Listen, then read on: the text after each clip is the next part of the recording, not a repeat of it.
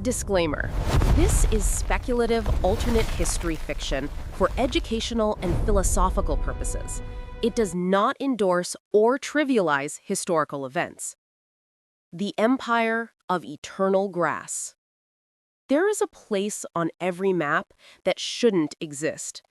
It stretches from the Baltic Sea to the Pacific Ocean, covering 1/8 of Earth's inhabited land, 11 time zones, a nation so vast that when the sun sets on its western border, it rises on its eastern coast.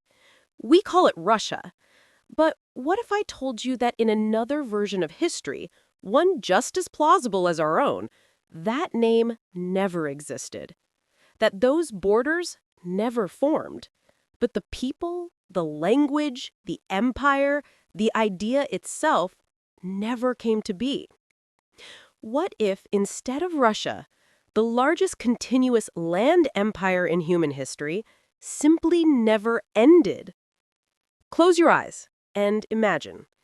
No Tolstoy, no Dostoevsky, no Tchaikovsky, no Russian Revolution, no Soviet Union, no Cold War as we know it, no Sputnik circling the Earth, no Gagarin looking down at our blue planet from the darkness of space. The 20th century, the entire architecture of modern civilization, collapses like a house of cards. Because Russia wasn't just a country, it was the counterweight to Western Europe, the land bridge between East and West, the frozen anvil upon which empires shattered and ideologies died.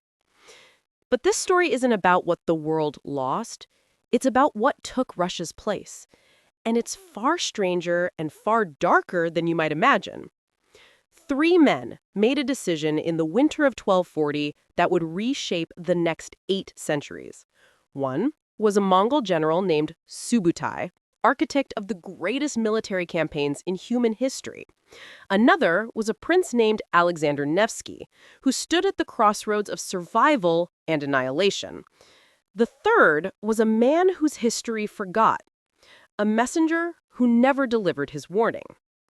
In our timeline, Nevsky chose submission to the Mongols to save his people from the Latin West. In doing so, he preserved the seeds of what would become Russia. But what if that choice had gone differently? What if the Mongol invasion of 1237 through 1240 hadn't been a conquest, but a complete erasure? What if the scattered Slavic principalities of the Kievan Rus didn't bend? They simply ceased to exist. This is the story of that world, a world where the Mongol Empire never fractured, where the greatest conquest in human history became permanent, where the steppes swallowed Europe and silence replaced the voice that should have been Russia. Welcome to the timeline where the grass never stopped growing. The Great Silence, 1240 to 1480. In our world, the Mongol invasion of Kievan Rus was brutal, but incomplete. The Golden Horde established control, extracted tribute, but allowed local princes to govern. Russian identity survived in the shadows, incubated under foreign rule, waiting for its moment to emerge. But let's change one thing, one small, historically plausible detail. In December 1237, as Batu Khan's army swept westward like a winter storm, the city of Vladimir burned. In our timeline, Prince Yuri II of Vladimir died in battle at the Sit River, but his brothers survived to negotiate with the Mongols. In this timeline, they don't. A harsher winter, a more thorough purge, the complete annihilation of the Vladimir Suzdal Principality's ruling class. Not just defeated, but erased. No survivors to negotiate. No princes to collect tribute. No cultural continuity. Then comes the critical moment, Novgorod. The Republic of Novgorod was the last major Slavic power standing. In our timeline, Alexander Nevsky made his famous choice. Submit to the Mongols in the east, fight the Teutonic Knights in the west. The battle on the ice, the preservation of Orthodox Christianity, the seed from which Moscow would eventually grow. But what if that battle never happened? what if the Teutonic Knights, seeing the Mongol devastation, simply advanced faster? What if they took Novgorod in 1241 while Nevsky was still gathering forces? Now the Slavic peoples are caught between two grinding millstones, Mongol horsemen from the east, German crusaders from the west. And instead of playing them against each other, they're simply crushed between them. By 1250, there is no Kievan Rus. There is no Rus at all. The word itself fades from chronicles. The Orthodox Slavs scatter, some flee north into the frozen forests where even Mongols won't follow, becoming isolated tribes that will eventually be absorbed by Finnic peoples. Others flee west into Poland and Lithuania, where they become minorities in Catholic kingdoms. The majority? They're absorbed into the Mongol administrative system, intermarry with Turkic peoples, and within 3 generations, the distinct Slavic culture of the Eastern Plains is simply gone. The language fragments into dialects that will eventually be absorbed into Polish, Lithuanian, and Tatar. The Orthodox Church loses its eastern stronghold. Constantinople falls to the Ottomans in 1453, with no third Rome to carry the torch. Moscow never exists. St. Petersburg's never built. The names that should echo through history, Nevsky, Dmitry Donskoy, Ivan the Terrible, Peter the Great, are never born. But nature, as they say, abhors a vacuum. And the vacuum where Russia should be is the largest in human history. Enter the empire that fills it, the eternal steppe. The Golden Horde in our timeline fragmented after the death of Genghis Khan's successors. Internal conflict, succession crises, and the gradual erosion of nomadic unity allowed sedentary civilizations to reassert themselves. But in this timeline, something different happens. Without the pressure of an emerging Muscovite state constantly probing their southern borders, without the need to maintain military readiness against Russian expansion, the Golden Horde stabilizes. By 1300, under a series of capable Khans we'll never know the names of, the horde transforms. It doesn't fracture, it federalizes. Different Khanates control different regions, the Volga, the Crimea, the Caucasus, Siberia, but they maintain nominal unity under a great Khan. They learn from their subjects, adopting administrative techniques from Chinese, Persian, and even European sources. They build cities, not settled cities like Beijing or Samarkand, but seasonal capitals that move with the Great Migrations, elaborate tent cities that house hundreds of thousands of people. This is the nightmare Europe never quite understood could be permanent, a nomadic empire that doesn't collapse, that adapts, that endures. By 1400, the western edge of this Mongol federation stretches to what we would call Eastern Poland. The Baltic states, Lithuania, Latvia, Estonia, exist as buffer tributaries, paying homage to both German crusaders and Mongol Khans. Poland and Hungary are constantly at war with Mongol raiders, but there's no Russia to push back, no Orthodox kingdom to serve as a bulwark. Just the endless steppe, the thundering hooves, and the certainty that beyond the Dnieper River, Europe ends and Asia begins. The psychological impact on Europe cannot be overstated. In our timeline, Russia was the known quantity, autocratic, orthodox, often threatening, but ultimately European in character. In this timeline, the East is truly alien. It's not Christian. It's not even Islamic, though many Mongol rulers convert to maintain legitimacy in their Central Asian territories. It's a hybrid. Shamanistic traditions mixed with pragmatic religious tolerance, where a Khan might consult a Buddhist monk in the morning, a Muslim Qadi at noon, and a Christian priest in the evening before making decisions based purely on power politics.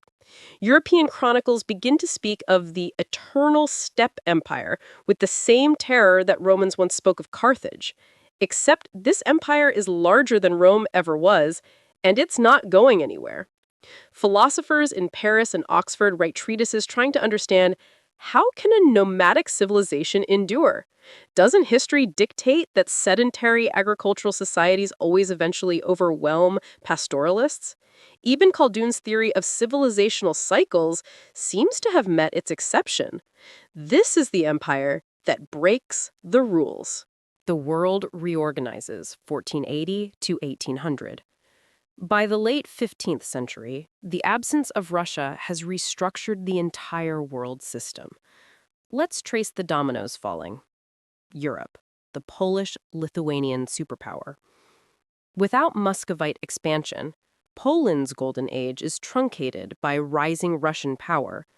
In our timeline, Poland stretches from the Baltic to the Black Sea, though the Black Sea coast is contested with Mongol vassals. Krakow and Vilnius become two of the greatest cities in Europe. But this creates a problem. Poland is now the frontier. Every generation, Mongol raids probe westward. Polish kings spend immense resources fortifying the eastern marches. The Commonwealth becomes militarized in a way that drains its cultural and economic potential. It's powerful, but exhausted. A civilization perpetually at war. The Teutonic Knights, meanwhile, secure the Baltic coast and evolve into the Kingdom of Prussia earlier than in our timeline. But without Russian competition, Prussia doesn't develop the same militaristic efficiency. It's just another German principality. The Ottoman divergence. This is where things get truly strange. In our timeline, the Ottoman Empire's expansion was eventually checked by two forces, Habsburg Austria from the west and Russian Empire from the north. Remove Russia, and the Ottomans face only one strategic threat. Constantinople falls in 1453, as in our timeline. But then, the Ottomans keep pushing. Without a Russian Empire to contest the Black Sea, the Ottomans turn it into a Turkish lake by 1500. More importantly, they expand into the Caucasus virtually unopposed. By 1550, Ottoman borders stretched to the Caspian Sea. But here's the paradox. This expansion puts them directly in contact with the Mongol Federation.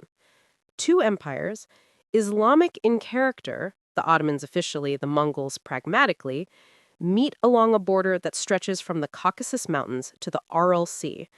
And they start trading instead of fighting. By 1600, a de facto alliance forms, the Ottoman-Mongol Commercial Pact. The Ottomans control the Mediterranean and European trade routes. The Mongols control the overland Silk Road routes across Central Asia. Together, they create the most powerful economic bloc in the world, strangling European access to Asian goods. This has profound implications. The European age of exploration, in our timeline, driven partially by the need to circumvent Ottoman control of Eastern trade, becomes even more desperate. Columbus, Magellan, da Gama, their voyages are funded by European kingdoms, not just seeking wealth, but economic survival. Spain and Portugal, in this timeline, move even more aggressively into the Americas. Without a Russian empire to eventually contest Pacific territories, the Spanish push further up the Pacific coast of North America.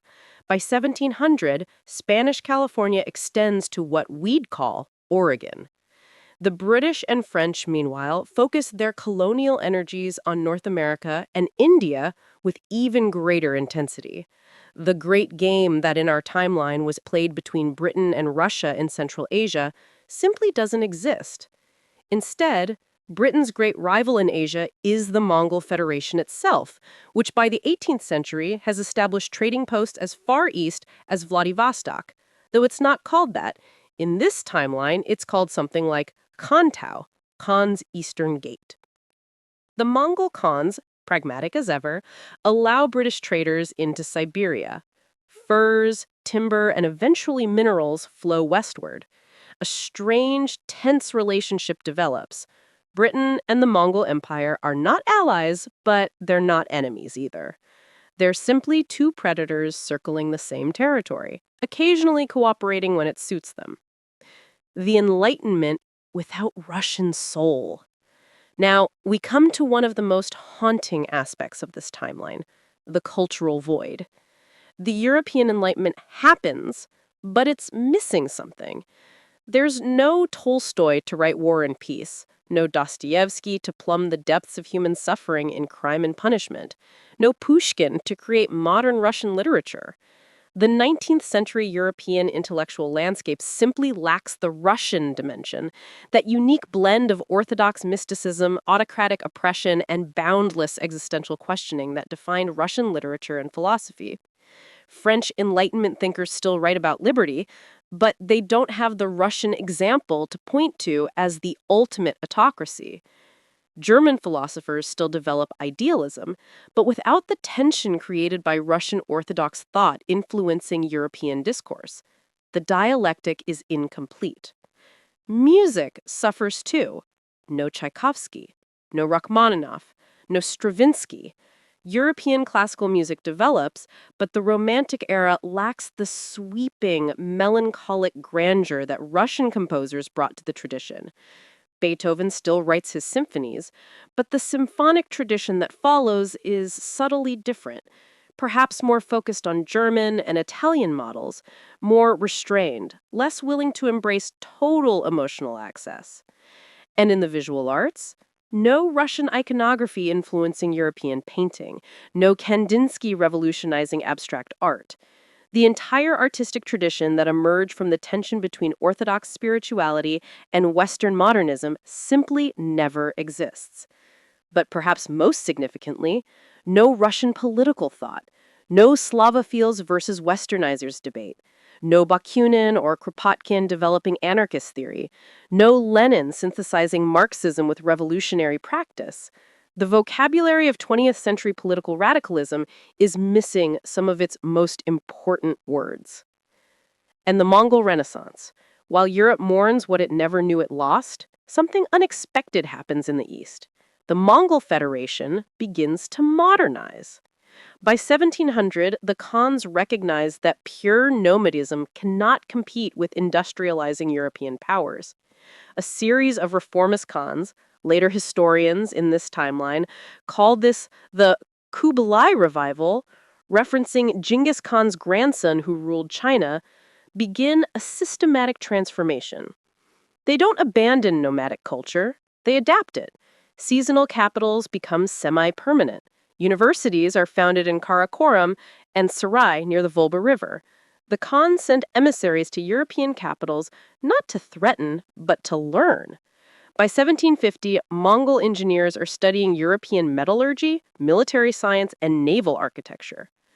The result is a hybrid civilization unique in world history, a partially nomadic, partially settled empire that maintains steppe traditions while embracing selective modernization. It's not quite European, not quite Chinese, not quite anything that has existed before. By 1800, the Mongol Federation has a proto-industrial base centered around mining operations in the Urals and Altai Mountains. They have a navy, not as powerful as Britain's, but sufficient to protect their Pacific coast from Japanese and later American encroachment. They have adopted a modified form of the Arabic script for their written language, creating a literary tradition that blends Turkic, Mongol, and Persian influences. And they have something Europe fears: a standing army of over 1 million men, combining traditional horse archery with European-style musketry and artillery. The balance of power in this 1800 world is tripartite: British maritime supremacy, Ottoman-Mongol land power, and a rising but exhausted Poland-Lithuania caught in between them.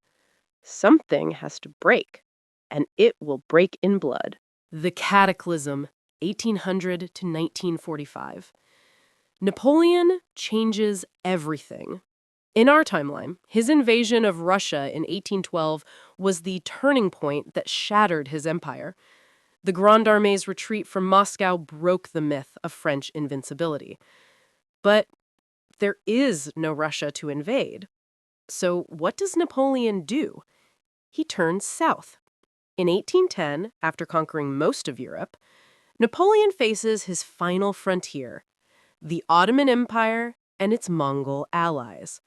The campaign begins in 1811 with an invasion of the Balkans, and by 1812, French forces are pushing toward Constantinople. The war is brutal. Ottoman and Mongol forces unfamiliar with European combined arms tactics, but masters of defensive fortification and guerrilla warfare, exact a terrible toll. Napoleon takes Constantinople in 1813, but it's a Pyrrhic victory. The city is a ruin. His supply lines are overextended, and crucially, the Mongol Khans refuse to surrender. By 1814, Napoleon is fighting a two-front war: traditional European coalition forces in the west and endless steppe raiders in the east. The Mongol strategy is ancient and effective: retreat, raid, harass, never offer a decisive battle. Napoleon's armies chase ghosts across the plains where Russia should be. He dies in 1815, not on St. Helena, but in a field hospital near the Volga River from typhus. His empire collapses not because of Waterloo, but because he tried to conquer the unconquerable steppe. The Congress of Vienna in 1815 attempts to restore European order, but the geopolitical map is fundamentally unstable. Without Russia as a balance against Western European powers, Britain and France maneuver for dominance while constantly watching the East, where the Mongol Federation has emerged from the Napoleonic Wars stronger than ever. The long peace that wasn't. The 19th century, in our timeline, saw relative peace in Europe after 1815, the concert of Europe. In this timeline, there is no such peace. Without Russia to serve as a stabilizing autocratic power and counterweight to Western liberalism, Europe fractures along different lines. The revolutions of 1848 are more violent and more successful. Without Russian armies available to crush Hungarian and Polish uprisings, several nationalist movements succeed. Europe by 1850 is a patchwork of competing nation-states with no clear hegemonic power. Germany still unifies, but differently.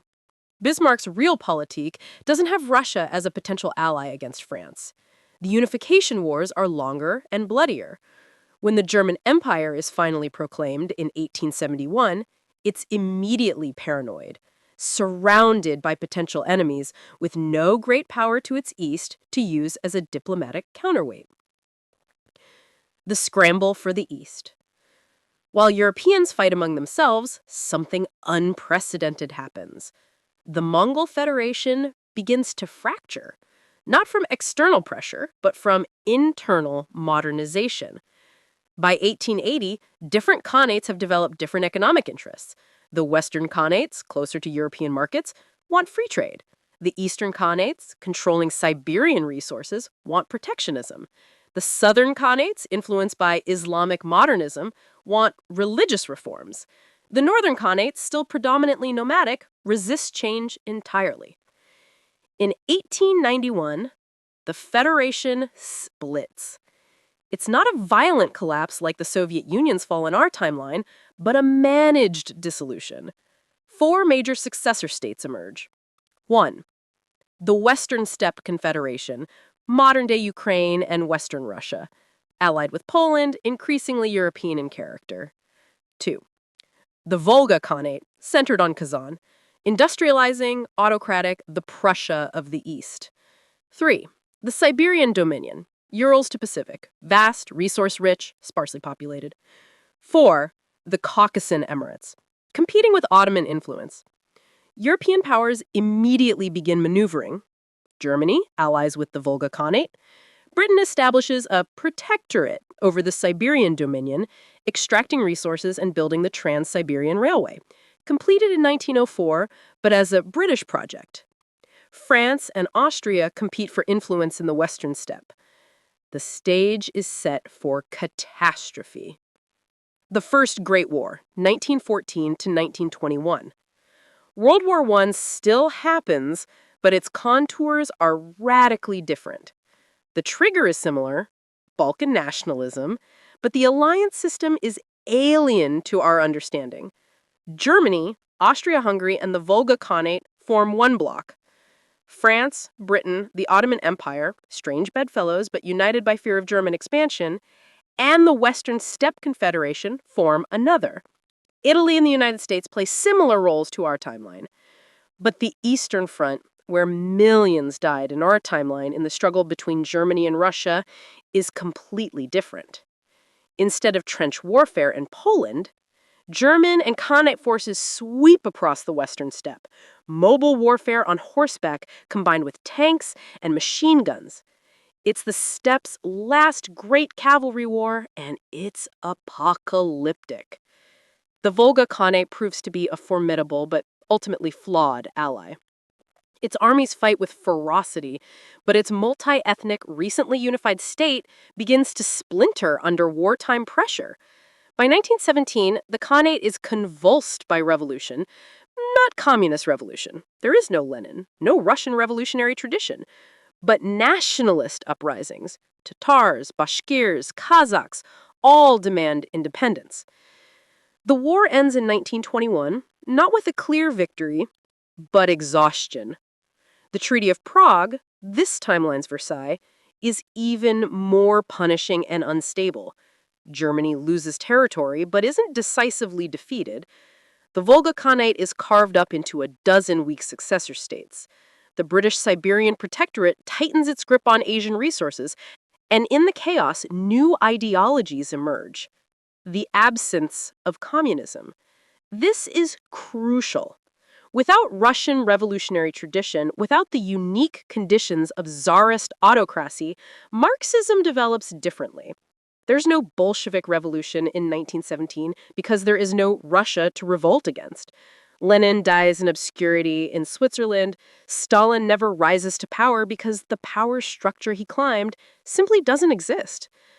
But the social pressures that created communism in our timeline, industrial exploitation, inequality, nationalist tensions, still exist. They just produce different outcomes. In Germany, social democracy becomes more radical. By the 1920s, a form of syndicalist socialism dominates German politics. Industrial workers controlling factories directly, a federal structure of workers' councils. It's not totalitarian like Soviet communism, but it's revolutionary. Germany by 1925 is the world's first socialist republic, and it's exporting revolution. In Britain, labor unrest leads to the general strike of 1926 succeeding where it failed in our timeline. The British Empire begins a managed transition towards democratic socialism, though this strains relations with its colonies. And in the former Mongol territories, a different ideology emerges. Steppe nationalism.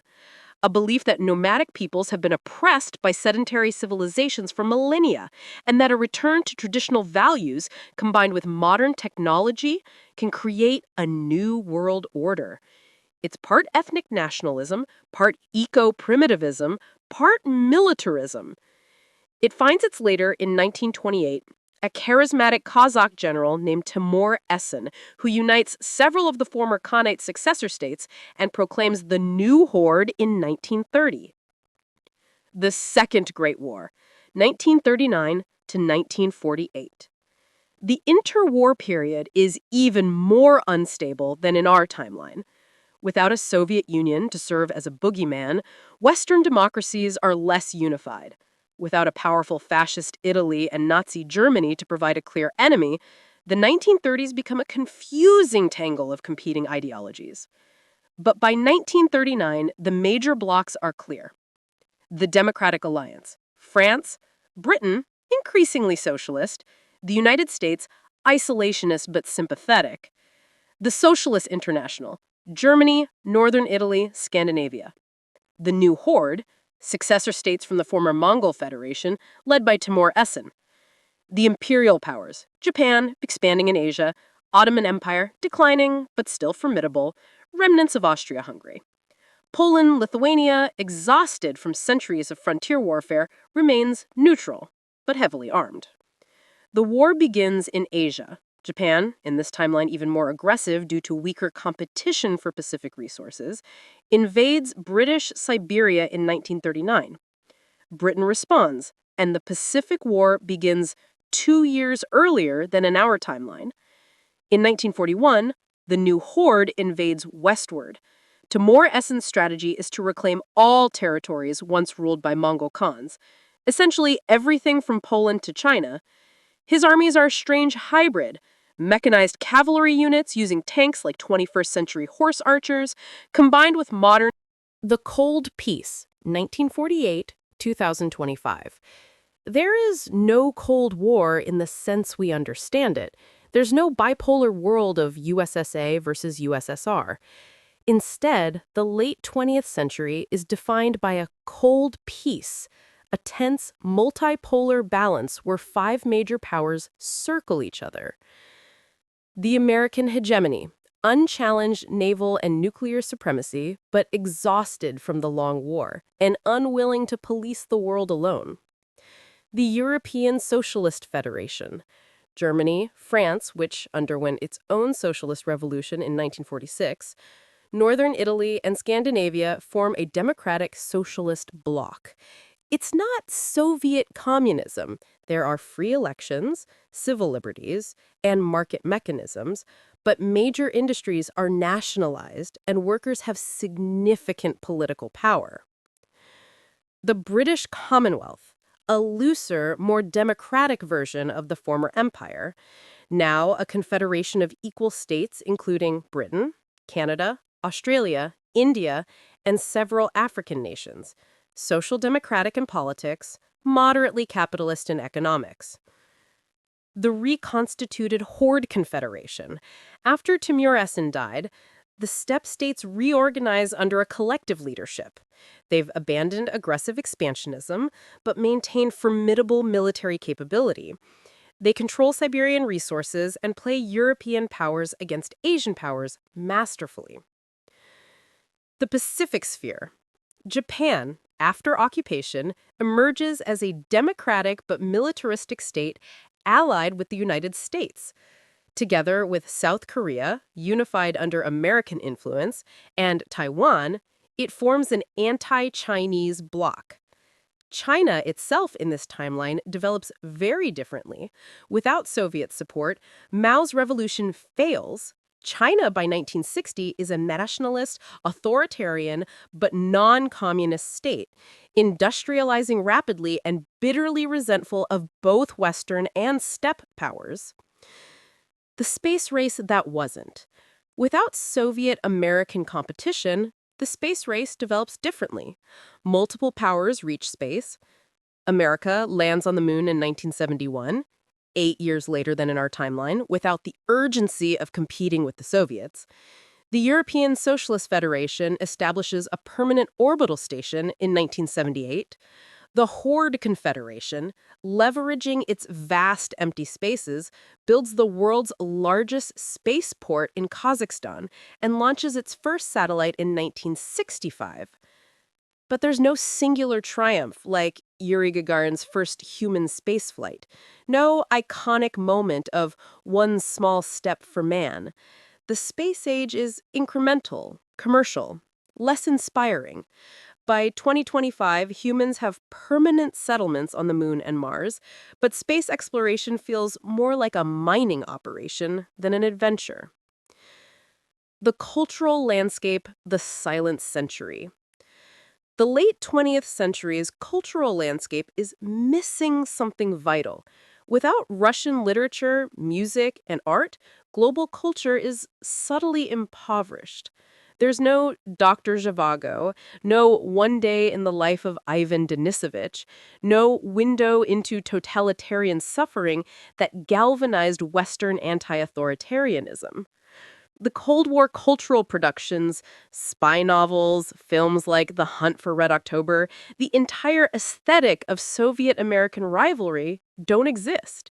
Rock music develops, but without the influence of Soviet dissident culture. No Pussy Riot, no underground Siberian punk scene. Western rock in this timeline is more commercially homogenous, less politically charged. Cinema lacks Tchaikovsky's meditative masterpieces, Eisenstein's revolutionary montage techniques. The entire Soviet filmmaking tradition that influenced global cinema simply isn't there. Philosophy and literature trend more Western European and American.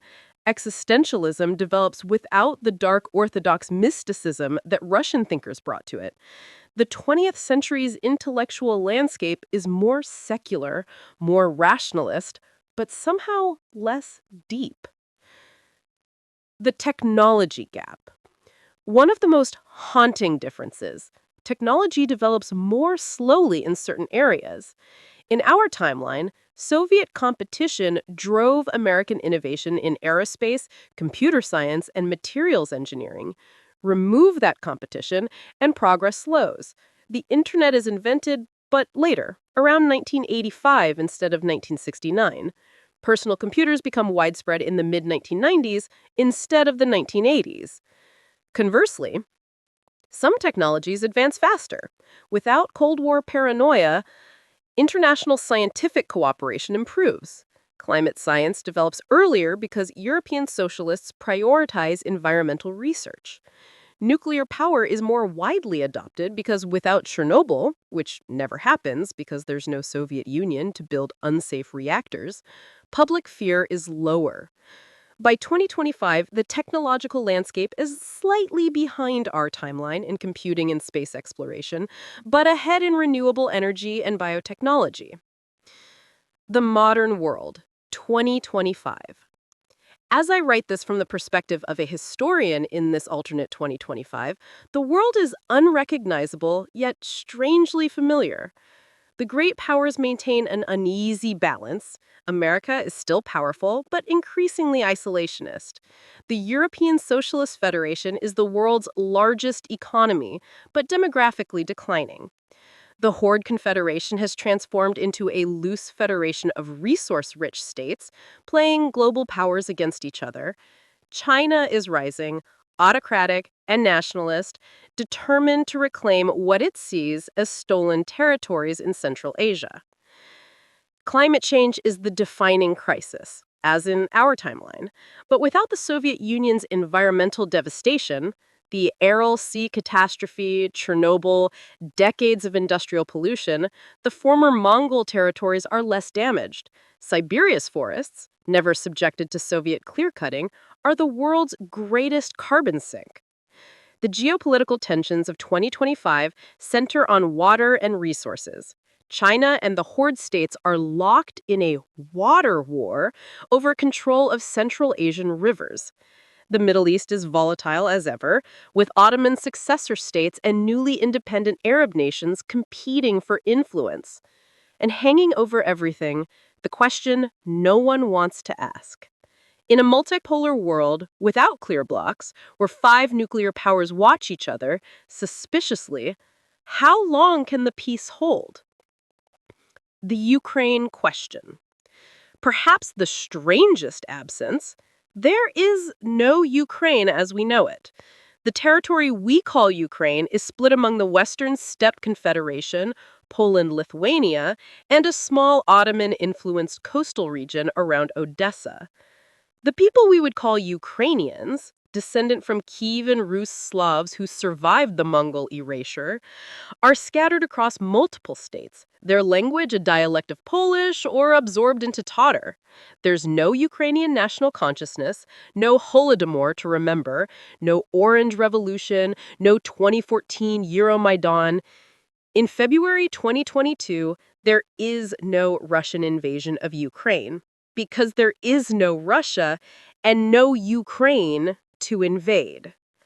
The war that convulsed our timeline simply never happens. But in its place, the Western Steppe Confederation faces constant border skirmishes with the Horde states over resource rights. Different names, different flags, same human impulse toward violence over land and identity. What we lost and what we never knew. Now we must confront the philosophical heart of this alternate history. What does it mean that Russia never existed? In our timeline, Russia gave the world literary masterpieces that defined modern literature's exploration of suffering and redemption, musical compositions that captured the full spectrum of human emotion, a political tradition that, for all its horrors, shaped global ideological debates, scientific achievements from Mendeleev's periodic table to the space age, a culture that served as a bridge between East and West, Europe and Asia. Remove all of that, and humanity is diminished. Not destroyed, but reduced. The total sum of human achievement in this alternate 2025 is less than in ours, even accounting for the tragedies Russia caused. The Soviet Union killed millions, but it also industrialized a backward nation, defeated Nazi Germany at a staggering cost, and reached space first. Without it, the 20th century is less horrifying, but also less ambitious. The heights of human achievement are lower, but so are the depths of human cruelty. Is that a worthwhile trade? Can we calculate such things? The paradox of presence. Here's the deepest question. In this timeline, no one mourns Russia because no one knows what they're missing. How can you mourn a poem never written, a symphony never composed, a theory never articulated? The people of this alternate 2025 don't feel that their world is incomplete. They want their own literature, their own music, their own ideologies. The Mongol cultural renaissance produced its own masterpieces. Epic poems about steppe life, musical traditions blending Turkic and Chinese influences, philosophical schools examining the tension between nomadic freedom and sedentary civilization. But an observer from our timeline, looking at their world, would see the gaps. We would notice the absence in their bookstores. No Dostoevsky in the classics section. We would hear the silence in their concert halls. No Tchaikovsky's 1812 Overture, which in our timeline ironically celebrates Russian victory over Napoleon, a Napoleon who, in their timeline, died trying to conquer the space where Russia should be. We would see the political discourse missing a vocabulary. No Bolshevik, which comes from Russian bolshemisto, meaning majority. No pogrom, which is a Russian word that entered global language through Jewish suffering. No intelligentsia, a concept that Russian intellectuals defined even if they didn't invent it. No gulag, to describe the archipelago of suffering. The words we use to describe totalitarianism, resistance, and redemption would be different. Perhaps German words, given that Germany's socialist experiment would define 20th century political language in this timeline.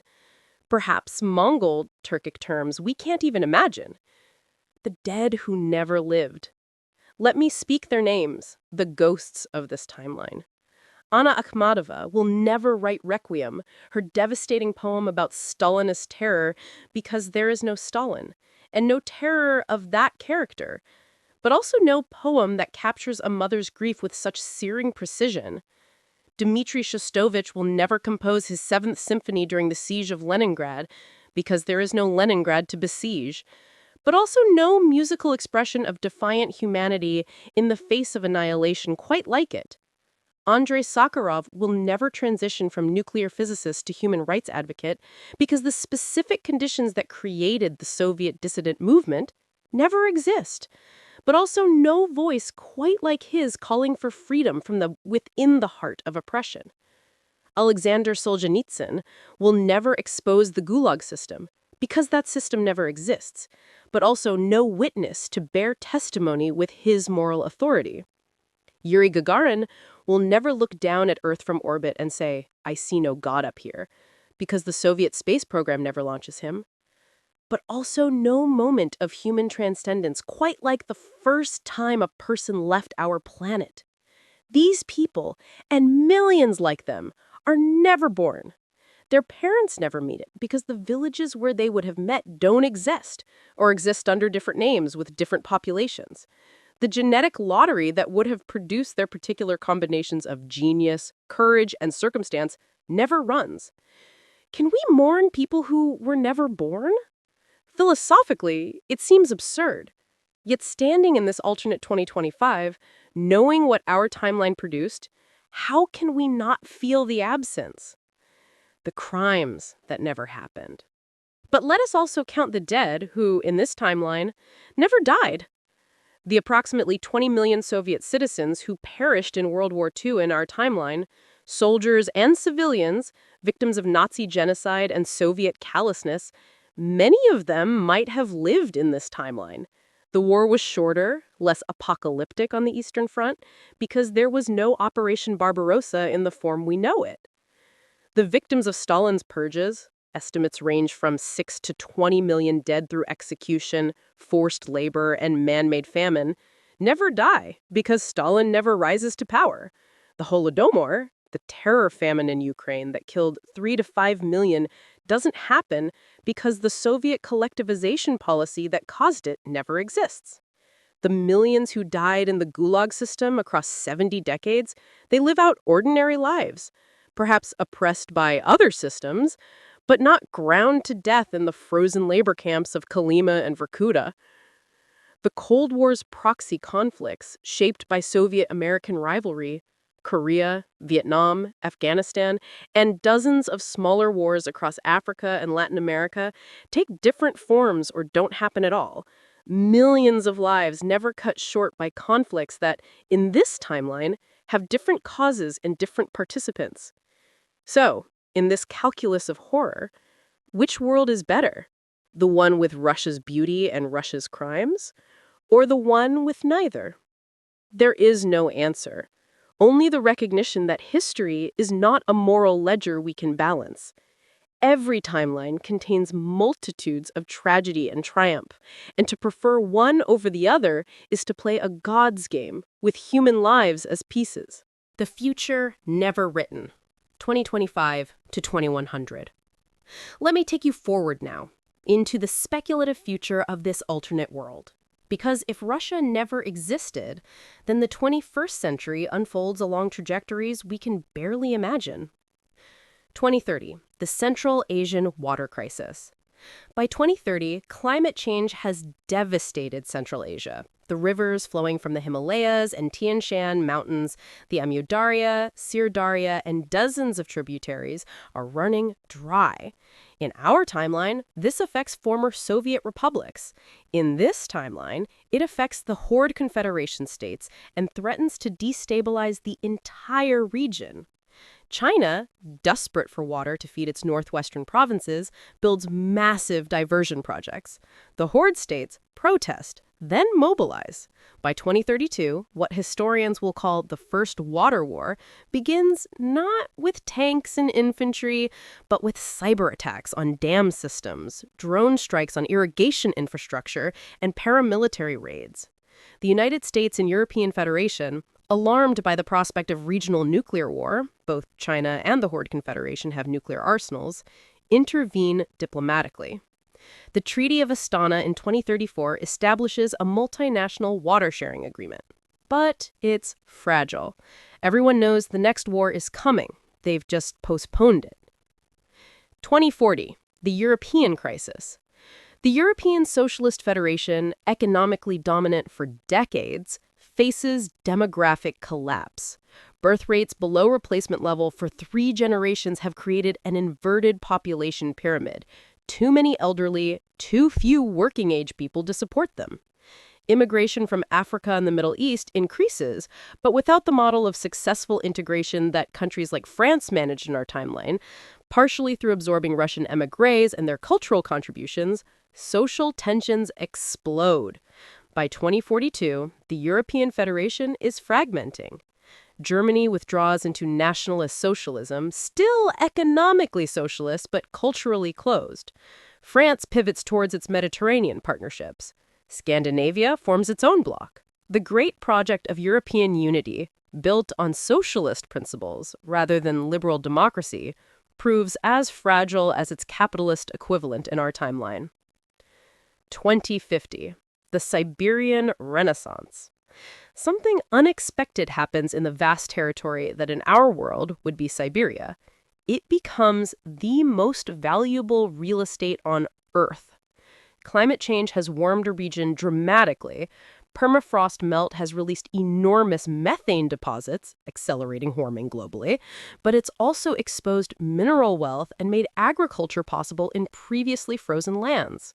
The Siberian Dominion, never heavily populated or industrialized like Soviet Siberia in our timeline, becomes the destination for climate refugees. By 2050, new cities rise in what we'd call Novosibirsk, Irkutsk, and Yakutsk. But they're not Russian cities. They're cosmopolitan metropolises built by international consortiums, populated by migrants from drowning Bangladesh, desertifying North Africa, and flooded Pacific islands. The local Mongol Turkic populations find themselves minorities in their own lands, leading to ethnic tensions, but the region's wealth, agricultural land, minerals, fresh water is the most fought-over territory in this timeline, just as Siberia's resources made it valuable in ours. Different flags, same story of imperial competition.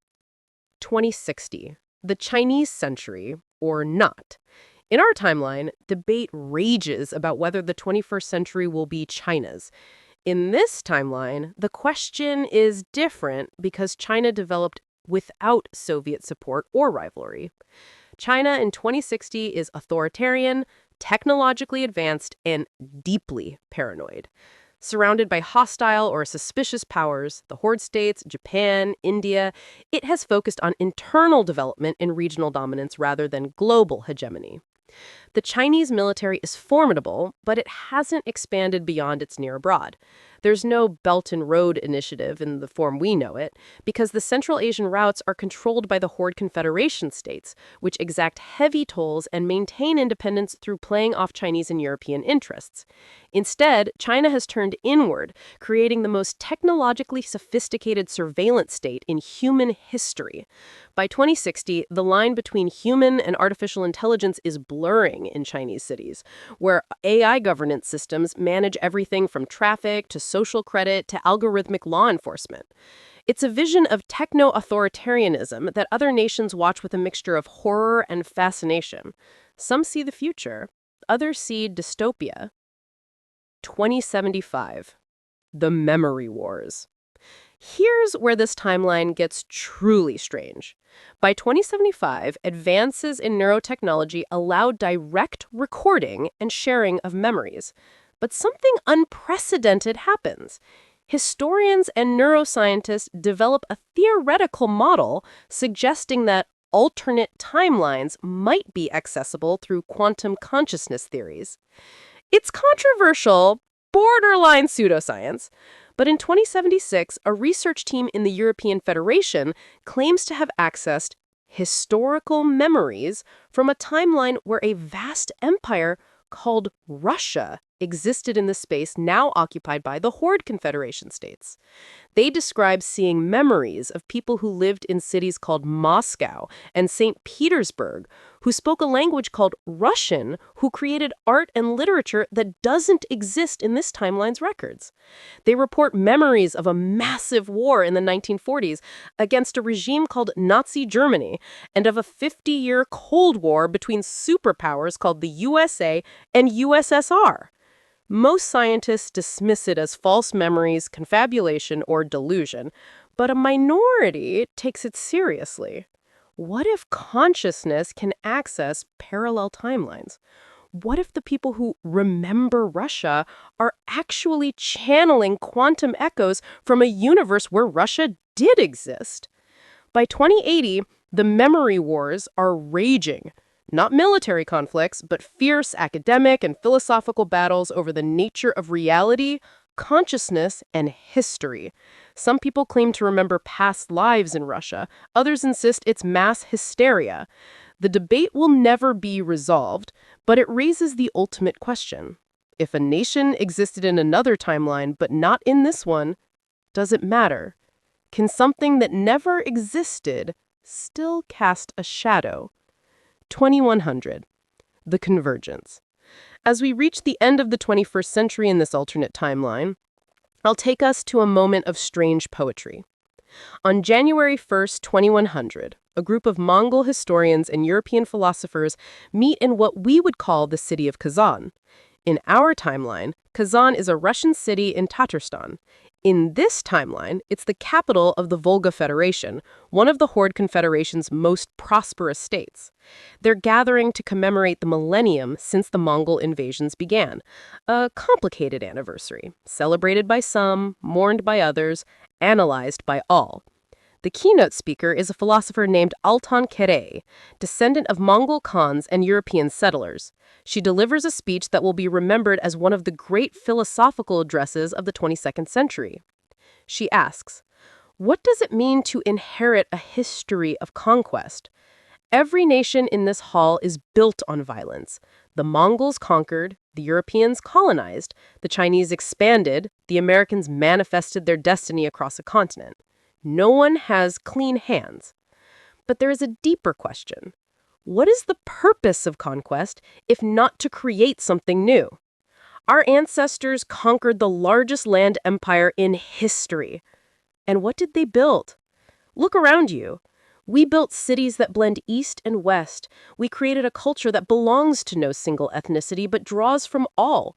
We built a civilization that respects the earth because our nomadic ancestors understood that you cannot conquer grass, you must live with it.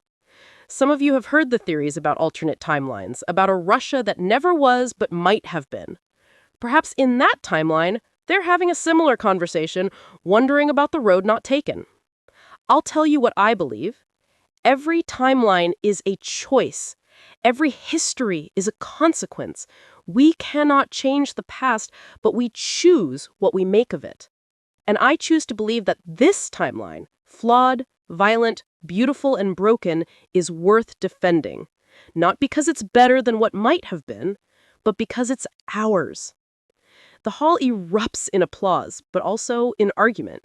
Because that's what this timeline has produced, a world of perpetual debate where no single power can impose its narrative, where history is constantly contested. It's exhausting, but maybe it's also more honest than the epilogue, the cost of absence. So what have we learned from this journey into a world without Russia? That history is not inevitable. The nation we call Russia emerged from specific circumstances, geographic, cultural, political, that were contingent, not predestined. Change one variable and the entire structure collapses. That absence shapes the present as powerfully as presence. The space where Russia should be becomes a vacuum that other powers fill, changing the entire geopolitical landscape. The culture that Russia should have produced leaves a void that nothing else quite fills, even if the people in that timeline don't recognize the gap. That we cannot calculate whether one timeline is better than another. Russia gave the world beauty and horror in equal measure. Remove both and you don't get a neutral timeline, you get a different set of beauties and horrors, rearranged but not reduced. That identity is constructed from story. There are no Russian people in this timeline, not because the genetic ancestors don't exist, but because the story that would have united them, Orthodox Christianity, resistance to the Mongols, the grand narrative of empire, was never told. The same DNA produces different people when shaped by different histories. That the future is always unwritten. In our timeline, Russia's role in the 21st century is uncertain, resurgent or declining, authoritarian or reforming, expansionist or retreating. In the timeline we've explored, the absence of Russia creates different uncertainties, but certainty itself remains impossible. History has no ending, only new chapters. And finally, most hauntingly, that what never existed can still matter. Somewhere in the quantum foam of possibility, in the infinite garden of forking paths, Russia does exist. In our timeline, in our history, in our literature and music and memory. And because it exists here, in our world, we can imagine its absence. And in imagining that absence, we understand its value more deeply. The last question. I'll leave you with this. If Russia had never existed, would someone have had to invent it? Would humanity have needed a vast land bridge between Europe and Asia, a place where civilizations mixed and clashed? Would we have needed a culture that produced such profound literature about suffering and redemption? Would we have needed a political tradition that explored the extremes of human organization, from autocracy to communism to whatever Russia is becoming now? Or would we have muddled through with something else, different but equally complex, and called it inevitable? There's no answer, only the question. And perhaps that's the point. History isn't a story with a moral. It's a vast, churning process that produces meaning only when we look back and try to make sense of the chaos. Russia exists because of 1,000 contingent choices, accidents, and necessities. It might not have existed. In some quantum branches of possibility, it doesn't exist. But in our timeline, the one we inhabit, the one that produced you reading this and me writing it, Russia exists. And that existence has shaped everything. The Mongol Empire ended, Russia began, and the grass grew over both their graves, as it always does, as it always will. The only empire that never ends is time itself. And perhaps that's the most Russian thought of all, that everything is temporary, that all empires fall, that only the steppe endures. Even when the steppe itself is an illusion, and Russia is the dream we agreed to share.